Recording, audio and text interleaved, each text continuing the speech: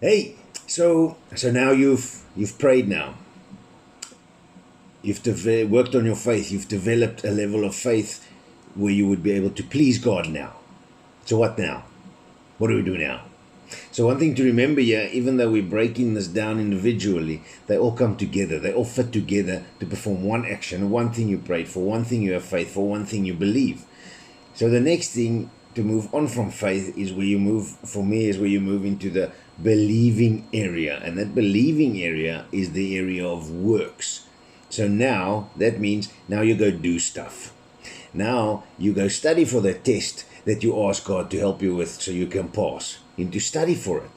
Now you go practice the sport that you want to play the first team for, the A team, the first team. Now you go work on your craft to perfect it, to be ready for game day. That's what you do now. You prepare the area for which you expect God to move in. So you go work on that. Oh man, this was something else. So I want you to go read the whole chapter of it's James chapter 2. Go read this whole chapter. It explains it. It covers it the whole time. I was sitting here this morning looking for different places where it keeps on mentioning, the actions that faith needs. And, and all of them kind of out of James chapter 2. But I did manage to find a couple of other ones, of course. The Bible is cool and awesome for us like that. But definitely go read James 2. But I'm just going to read to you verse 17 and 18. It says, "Thus also by faith itself, if it does not have works, it's dead. But someone will say, you have faith and I have works. Show me your faith with your works, and I will show you my faith by my works." It's such a powerful statement that, you can show the guy, okay, fine, you have faith. What are you doing about it? But I'll show you my faith by doing what I'm doing. And then you see these results happening. A little bit further in verse 22 and verse 26, it says, by works faith was made perfect. It says in 26, as the body without the spirit is dead, so faith without deeds is dead.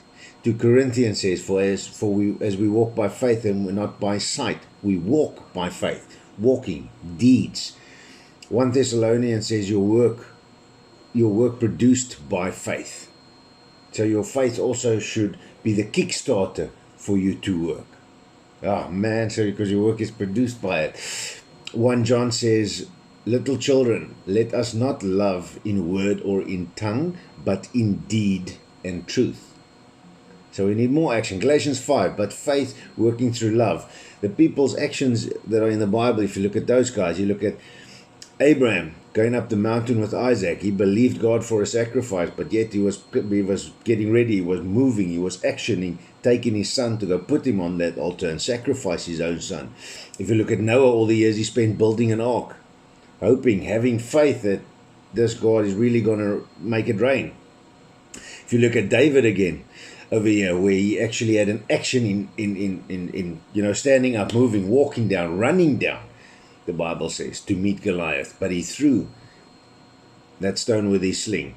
When David, before he went into battle, he spent time with God and he prayed and he asked God if he's going to be victorious. But then after the prayer, he moved. Him and his army, they moved. They went into battle.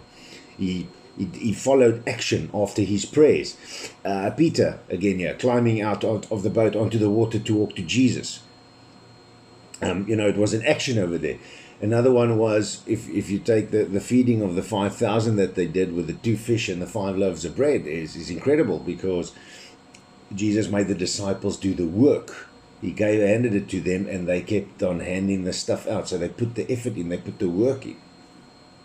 And then also, again, where Jesus kept on telling people to do stuff. It's like, get up, pick up your mat, get up, stand up, go, walk, go show yourself to these people, go do that, go do that. So Jesus also instructed action.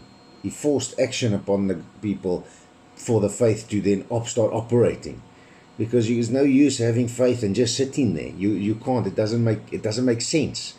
That's why if you're trusting God for anything and you say you have faith, but if you're not doing anything about it, you've got no proof.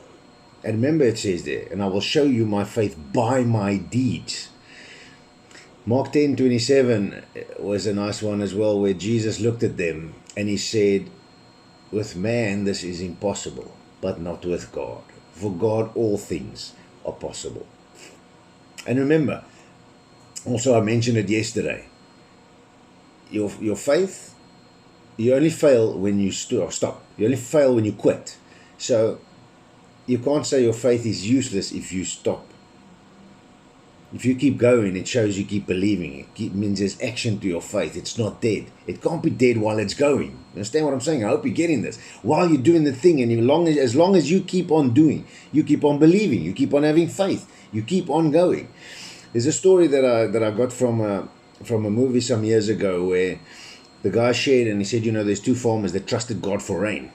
But even though they both trusted God, they both prayed, they both had faith God will send the rain, but only one of them went outside and prepared his fields to receive the rain. Now the question is, which one do you think trusted God more to send the rain? Which one had bigger faith? Which one had works? Which one had actions to his faith? My friend, God will send you the rain when he's ready. It's our jobs to be ready to receive that rain. Another one is a good one to show you that you need to work into it, because you need to work it, you need to prepare it, you need to get ready for when God raises you up to be a speaker on the stage, when God raises you up to be a manager over a department. When you walk into a car dealership and you look at a car and you're like, cool, I want this car. What's one of the things they ask you for? Your driver's license. If you don't have it, they can't sell you a car. So you had to work into that space. You needed to practice. You needed to prepare to receive the car. It's actually, so you've practiced. You've practiced to be able to drive, to be licensed, to be legal on the road behind the steering wheel of a vehicle. So you had to work into that. So just get yourself ready. Take action. Move. We learn that our expectation is God's invitation. Now I say to you, our action is God's activation.